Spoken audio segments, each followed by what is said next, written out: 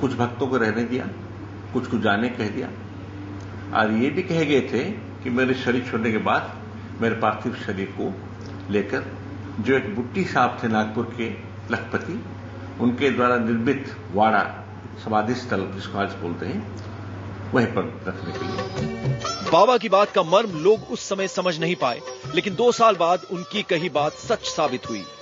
दरअसल इस घटना के 2 साल बाद 1918 में दशहरे के कुछ दिन पहले साईं ने अपने एक भक्त रामचंद्र पाटिल की विजयदशमी पर तात्या की मृत्यु की बात कही। यहाँ ये जान लेना जरूरी है कि तात्या कोई और नहीं बल्कि बैजाबाई, जो बाबा की परम भक्त थी, उन्हीं का पुत्र था।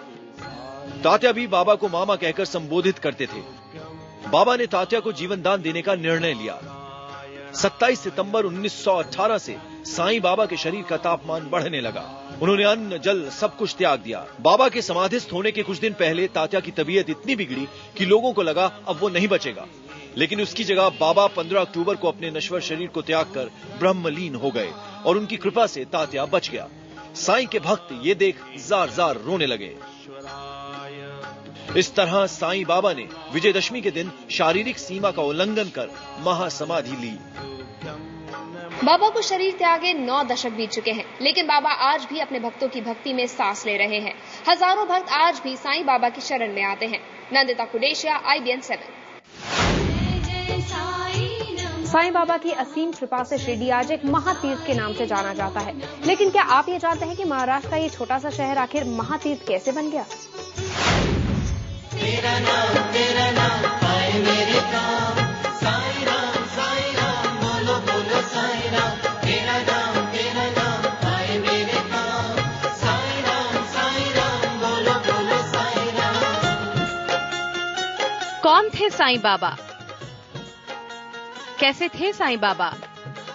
सही मायने में तो ये कोई भी नहीं जानता, लेकिन उनकी महिमा के कई किस्से सुनने को जरूर मिल जाते हैं। मान्यता है कि जिस किसी पर भी बाबा की कृपा हो गई, दुख उसके आसपास भी नहीं भटकता।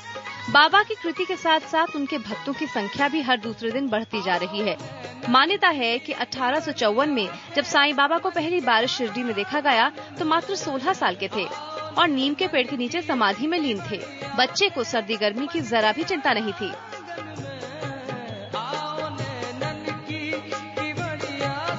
कहा जाता है कि वो दिन में किसी से नहीं मिलते थे और रात को निडर होकर अकेले घूमते थे। वो हमेशा एक नीम के पेड़ के नीचे बैठा करते थे और कभी किसी के घर नहीं जाते थे।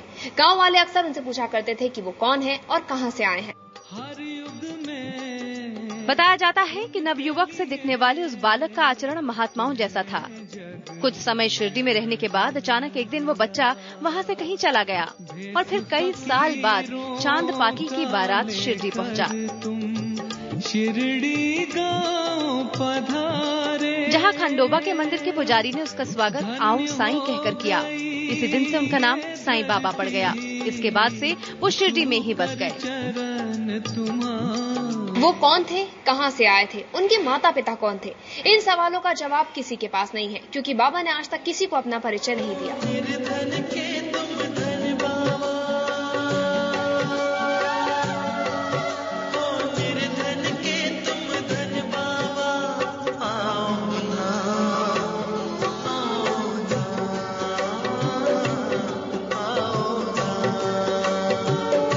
बाबा के चमत्कारों से उनकी प्रसिद्धि चारों ओर फैल गई और वो शिरडी के साईं बाबा के नाम से प्रसिद्ध हुए। साईं बाबा ने अनगिनत लोगों के कष्टों का निवारण किया।